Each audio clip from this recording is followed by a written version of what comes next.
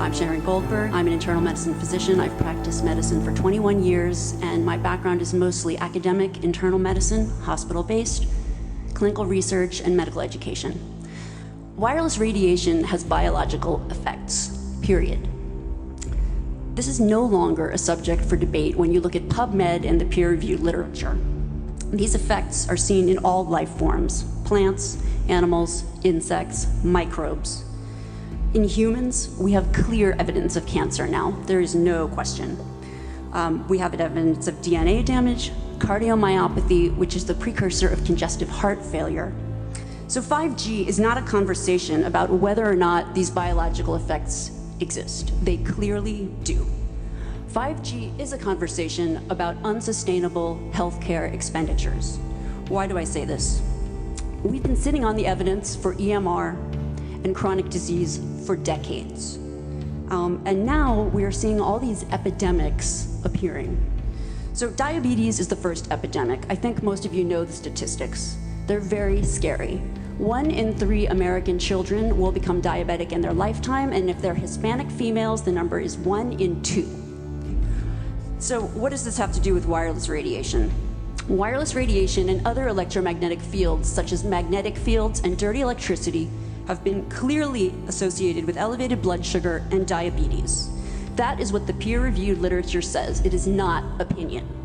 The closer you live to a cell tower, the higher your blood glucose. That is based on hemoglobin A1C measurements. So the idea with small cells of putting the cells closer to people's homes and bedrooms scientifically is very dangerous. And from an economic perspective, it's dangerous. And you may not know this. I was shocked to find this out. But the way you create a model of diabetes in rats in the lab is by exposing them to 2.4 gigahertz. And this is not for long-term exposure. The other epidemics that clearly link from the science with electromagnetic radiation are related to mental health. And this is straight from PubMed. This isn't my opinion. This is science, okay? And if you look really at the science, what does it show? And these epidemics are suicide epidemic, epidemics in violent, shootings, and the opioid epidemic. And I don't have 5 minutes is not the time to talk about this. This is in the peer-reviewed literature. I have a file to submit for the record, but these are facts. These aren't, and these are things that have just been glossed over by the wireless industry, and I really don't have time to talk about them in 5 minutes. I wish I did. It's cell phones, it's multiple wireless networks, it's smart meters, it's cell towers. It's this sandwich, and it all adds up. And this is a serious problem for occupational health, public safety, and personal safety.